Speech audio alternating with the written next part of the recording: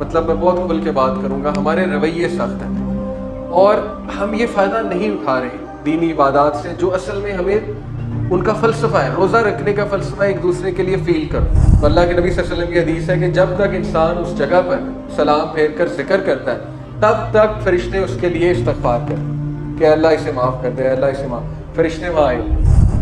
کامیاب ہے وہ شخص جو تزکیہ کرتا ہے، جس نے تزکیہ کیا اور جو کھڑا ہوا نماز کے لیے۔ سورہ شمس 11 قسمیں اللہ نے کھائی، اور جب اللہ قسم کھاتا ہے تو وہ بہت بڑی بات ہے۔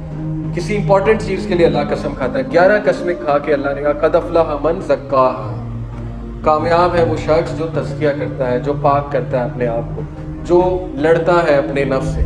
بہت سی چیزیں ہوتی ہیں انسان کی اپنی پرسنالٹی میں، بہت سی ویکنیسز ہوتی ہیں جو اس کو مقابلہ کرنا پڑتا ہے، ان کو کرب کرنا پڑتا ہے ان چیزوں سے۔ سورہ صف چیپٹر 61 اس میں دوسری آیات یا ایھا الذین آمنوا لما تقولون ما لا تفعلون، اے لوگوں جو ایمان لائے ہو کیوں وہ بات کرتے ہو جس پہ خود عمل نہیں کرتے، جو خود نہیں کرتے ہو بات کیوں کرتے ہو۔ اس پر پورا میں نے آرٹیکل پڑھا جاننے کے لیے، کیونکہ ظاہر ہے کچھ لوگ سوال کرتے ہیں کہ نہیں دیکھیں اگر میں ایک کام نہیں کر رہا تو اس کا مطلب میں نہیں انل منکر نہ کروں، یعنی برائی سے نہ روکوں، تو ایسی بات نہیں ہے۔ یہ کس حوالے سے حکم دیا جا رہا ہے؟ یہ اس حوالے سے ہے کہ دیکھو مثال کے طور پہ ایک بندہ بڑھ چڑھ کے ممبر پر بڑی بڑی باتیں کرتا ہے جا کے، لیکن اکیلے میں آ کے وہ اس برائی سے خود نہیں بچا ہوا ہے، جان بوجھ کے نہیں بچا ہوا، یعنی ایفرٹ بھی نہیں کر رہا ہے، اس کے دل میں نفاق ہے، فسق ہے، تو یہ اس کے بارے میں حکم ہے کہ کیوں وہ بات کرتے ہو جو تم خود عمل نہیں جس پر کر رہے۔ لیکن اس کا یہ مطلب نہیں ہے کہ مثال کے طور پہ آپ خود نماز نہیں پڑھ رہے تو آپ کسی کو نماز پڑھنے کا نہیں کہو گے۔ ہو سکتا ہے کسی کو کہنے سے آپ بھی نماز پڑھنا شروع کر دیں۔ دعوت جب آپ دعوت کا کام شروع کرتے ہیں وہ سب سے پہلے آپ کو فائدہ دیتی ہے۔ ہو سکتا ہے کہ کسی کو بات کہتے کہتے آپ اس پر عمل کرنا شروع کر دیں، تو بیلنس رکھنا ہے آپ نے۔ یہ اس کا مطلب نہیں ہے کہ نہیں اب آپ کرتے نہیں تو اس کا مطلب کچھ بھی آپ دعوت دے بھی نہیں سکتے۔ وَتَوَاصَوْا بِالْحَقِّ وَتَوَاصَوْا بِالصَّبْرِ، وہ حکم بھی تو اپنی جگہ موجود ہے نا، کہ ایک دوسرے کو صبر اور حق کی تلقین کرتے ہیں۔ اب ایک بندہ جو ہے وہ حق کی تلقین کرے گا، اور ہو سکتا ہے کسی کو کرتے کرتے وہ خود بھی حق پر آ جائے، ہو سکتا ہے کہ وہ بھی جسٹس کرنے لگ جائے، بالکل ایسا ہے۔ تو اس لیے یہ بات ہو رہی ہے منافقین، یعنی ایسا رویہ اپنانا کہ جان بوجھ کر وہ عمل کرنا، دوسروں کو بڑی بڑی باتیں کرنا جا کے، لیکن خود کوئی خدا خوفی نہ ہونا۔ ایک ہے کہ ایک بندہ سٹرگل کر رہا ہے، وہ الگ معاملہ ہے، وہ کہتا ہے میں ویک ہوں، میں سٹرگل کر رہا ہوں، لیکن میں دوسروں کو بھی دعوت دے رہا ہوں، تو وہ بالکل جائز ہے، اس میں کیا بات ہے، اس پر یہ آیت فٹ نہیں ہوتی ہے۔ یہ آیت ہے کہ جو بندے جان بوجھ کر گناہوں کے اعمال کر رہے ہیں اور ان کے دل میں نفاق ہے، تو یہ اللہ تعالیٰ نے منع فرمایا کہ ایسے کیوں کرتے ہو۔ کبر مقتا عند اللہ ان تقولوا ما لا تفعلون، اللہ کی نظر میں یہ بات بہت قابل اعتراض ہے، یہ نفرت زدہ بات ہے کہ تم وہ کرو جو وہ کہو جو تم کرتے نہیں۔ پھر یہ آیا ڈسپلن کے حوالے سے، ان اللہ یحب الذین یقاتلون فی سبیلہ صفا کانہم بنیان مرصوص، بے شک اللہ کو تو وہ لوگ پسند ہیں جو اللہ کی راہ میں جہاد کرتے ہیں، اللہ کی راہ میں لڑائی کرتے ہیں، in a row، ایک صف میں، as though they are a single structure joined firmly، ایک صف میں جیسے کہ وہ ایک سٹرکچر ہے firmly joined ہوئے ہوئے۔ دیکھیں دین کا مقصد ہی ہے کہ انسانیت کو ایک کرنا اور انسانوں کے دلوں میں ایک دوسرے کے لیے محبت پیدا کرنا، اور تمام امت ایک فیملی نظر آنی چاہیے، as a family, human family بھی اور مسلمان بھی، اسپیشلی مسلمان بھی۔ نماز کا کیا مقصد ہے؟ اللہ کے نبی صلی اللہ علیہ وسلم نے کندھا بکندھا اور پاؤں جوڑنے کا حکم دیا، ساتھ کھڑے ہو تاکہ تمہیں ایک فیلنگ آئے۔ انفارچونیٹلی ہمارے دل سخت ہیں، مطلب میں بہت کھل کے بات کروں گا، ہمارے رویے سخت ہیں اور ہم یہ فائدہ نہیں اٹھا رہے دینی عبادات سے جو اصل میں ہمیں ان کا فلسفہ ہے۔ روزہ رکھنے کا فلسفہ ایک دوسرے کے لیے فیل کرو، ہر عبادت کا آ جا کے فلسفہ ظاہر ہے اس میں حقوق اللہ بھی ہیں، حقوق العباد بھی ہیں، دونوں مقاصد ہیں۔ حج کا مقصد ایک دوسرے کی ہیلپ کرو، مدد کرو، فیل کرو، اور اللہ کی عبادت بھی ہے۔ زکوٰۃ کا مقصد آپ دیکھ لیں، ہر عبادت کا مقصد آ جا کے یہی ہے کہ تم ایک فیملی ہو، اور ڈسپلن اللہ کو بہت پسند ہے۔ نماز میں ڈسپلن قائم ہوتا ہے، لیکن وہ ڈسپلن ہماری لائفز میں کتنا آتا ہے یہ کویسچن مارک ہے۔ ایک دوسرے کے لیے کتنے نرم ہیں ہم، ایک دوسرے کو کتنی جگہ ہم دیتے ہیں مساجد میں، ایک دوسرے کے لیے کتنی ہم آسانی پیدا کرتے ہیں، یہ کچھ سوالیہ نشانات ہیں۔ تو اس لیے بات اصل میں یہ ہے کہ دین آسانی پیدا کرنے آیا۔ اللہ نے قرآن مجید میں سورہ البقرہ میں کہا کہ اللہ تمہارے لیے آسانی چاہتا ہے، اللہ آسانی چاہتا ہے تو ہمیں بھی دوسروں کے لیے آسانی پیدا کرنی چاہیے۔ اس لیے یہ مقصد لیں دین سے. نماز جو ہمیں دے رہی ہے ڈسپلن ہے, ایک دوسرے سے محبت. السلام علیکم ورحمۃ اللہ کا کیا مطلب ہے؟ جب ہم ساری دعائیں کر کے سلام رائٹ پر اور لیفٹ پر, وہ ہم سب کو کیا کہہ رہے ہیں کہ تم پر سلامتی ہو, رحمت ہو. ہم باقاعدہ ان پر سلامتی اور رحمت بھیج رہے ہیں. تو اس کے بعد وہی رویہ ریئل لائف میں آنا چاہیے جیسے ہی مسجد سے باہر نکلے, کہ ایک دوسرے کے لیے نرم ہو, ایک دوسرے پہ سلامتی اور رحمت بھیجے. وہی رویہ پھر ظاہر ہے جوتی اتارتے ہوئے آنا چاہیے کہ ایک لائن میں جوتیاں سیٹ ہونی چاہیے, ڈسپلن ہے. لیکن نماز پڑھتے ہی سلام پھیرتے ہی ہم ڈسپلن کی دھجیاں اڑا دیتے ہیں. لوگ نماز پڑھ رہے ہوتے ہیں, ہم ان کے آگے سے گزر جاتے ہیں. ہمارا بس نہیں چل رہا ہوتا کہ کسی طرح بس یہاں سے اٹھیں اور اٹھ کر یہاں سے بس فرار ہو مسجد سے. جبکہ حدیث میں آتا ہے, بلکہ اگر آپ چاہتے ہیں کہ اینجلز آپ کے لیے دعا کریں مغفرت کی, تو اللہ کے نبی صلی اللہ علیہ وسلم کی حدیث ہے کہ جب تک انسان اس جگہ پر سلام پھیر کر ذکر کرتا ہے, تب تک فرشتے اس کے لیے استغفار کریں کہ اللہ اسے معاف کر دے, اللہ اسے معاف. فرشتے وہاں آئے ہوتے.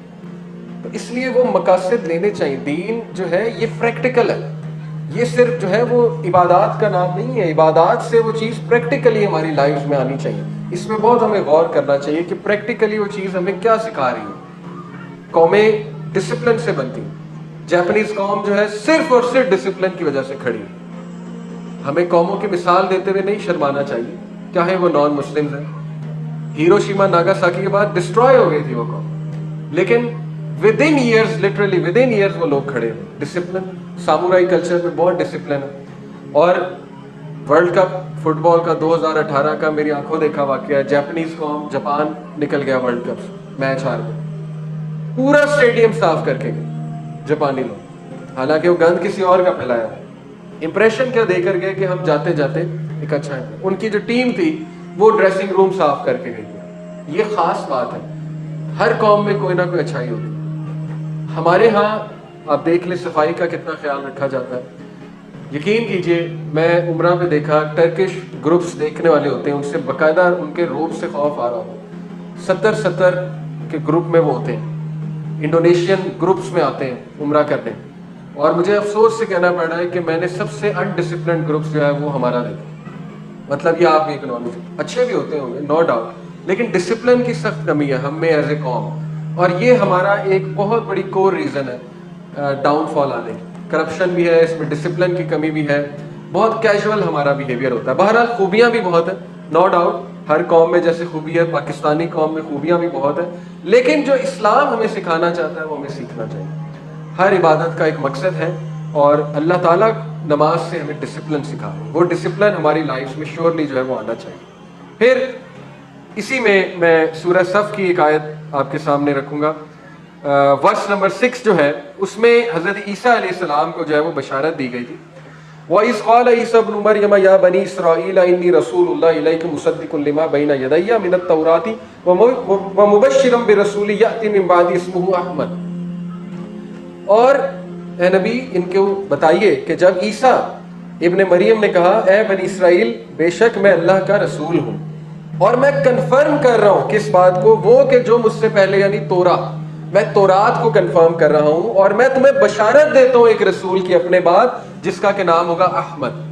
اب احمد اور محمد صلی اللہ علیہ وسلم یہ جو دونوں نام ہیں یہ حمدہ سے نکلے ہیں. ان کا روٹ ورڈ حمد ہے جس کا مطلب ہے کہ حمد بیان کی جائے, پریز, تعریف کی جائے. اور John, book of John chapter 14 verse 16 Bible میں, اس میں بک آف جان ہے, وہاں پر عیسیٰ علیہ السلام کے کچھ الفاظ موجود ہیں ابھی تک.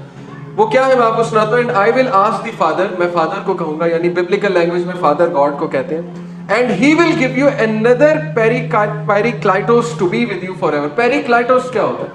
عیسیٰ علیہ السلام کے الفاظ موجود ہیں کہ میں رب سے دعا کروں گا, اگر ہم اردو لینگویج میں ٹرانسلیٹ کریں, اور وہ تمہیں ایک اور پیریکلائٹوس دے گا. پیریکلائٹوس گریک ورڈ ہے جس کا مطلب ہوتا ہے دا پریزڈ ون, احمد. پیریکلائٹوس گریک میں, عربی میں احمد ہے پیریکلائٹوس. پھر ان کی جو یہ گاسپل آف بارنبس ہے جس کو کرسچن جو پادری جو ہے وہ ریجیکٹ کر دیتے ہیں, وہ کہتے ہیں کہ نہیں یہ انوتھینٹک ہے, یہ ہے وہ ہے, اور انہوں نے چھپائی ہوئی ہے عوام الناس سے. گاسپل آف بارنبس ویٹیکن میں موجود ہے.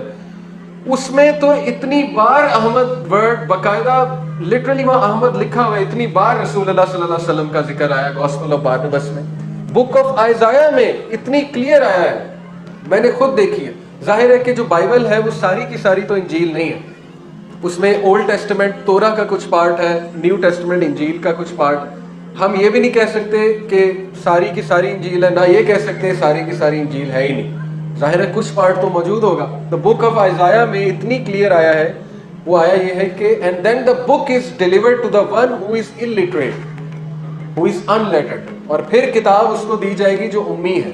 یہ باقاعدہ اس میں بک آف آئزایا میں آیت ہے. اور کہا جائے گا پڑھ ریڈ، اور وہ کہے گا آئی کین ناٹ ریڈ. اب مجھے آپ بتائیں اس سے زیادہ کلیئر سائن اور کیا ہے؟ لیکن ان کی ہٹ درمی ہے کہ وہ اس کی تعویل کر دیتے ہیں کہ نہیں یہ فلانا ڈسائپل تھا عیسیٰ علیہ السلام کا، یہ اس کے بارے میں. تو یہ ہٹ درمی ہے. ظاہر ہے کہ نشانات ایسے موجود ہیں، اور اس طرح اللہ تعالیٰ نے واضح کیا ہوا ہے ہر کتاب میں. ہندوؤں کی کتابیں آپ دیکھ لیں، ڈاکٹر ذاکر نائک نے اس میں بڑا کام کیا، ان کے لیکچر سنے کہ پروفیسی آف رسول اللہ صلی اللہ علیہ وسلم ان ادر ریلیجیس اسکرپچرز. ہر کتاب میں رسول اللہ صلی اللہ علیہ وسلم کے جو ہے وہ اپنشد میں کتنی کلیئر کٹ آیا ہے کہ وہ مسیحا جو دنیا کو اندھیروں سے نکالے گا وہ کھجوروں والے شہر میں آئے گا. مکہ کا ذکر ہے باقاعدہ، اتنی کلیئر آیا اپنشد. اور بھی بہت سے سائنس ہیں کہ وہاں پر ایک پانی کا کنواں ہوگا، زمزم کی طرف اشارہ. بہت سی باتیں ہیں بہرحال. تو لیکن یہ کہ انہوں نے ایکسیپٹ نہیں کیا رسول اللہ صلی اللہ علیہ وسلم کو. ان کے جو پادری ہیں، ان کے جو بڑے ہیں، جو ریبائز ہیں، ان کے جو پنڈت ہیں، تو یہ لوگ مجرموں میں سے. ظاہر ہے کہ پھر اللہ تعالیٰ ان کو پوچھے گا کہ حق کو تم نے جو ہے وہ کیوں چھپایا. پھر سورہ جمعہ کی طرف آتے ہیں. تو سورہ جمعہ میں آیت نمبر 2 میں پڑھنا چاہوں گا. هو الذی بعث فی الامیین رسولا منہم یتلو علیہم آیاتہ ویزکیہم ویعلمہم الکتاب والحکمہ وَإِن كَانُوا مِن قَبْلُ لَفِي ضَلَالٍ مُبِينٍ.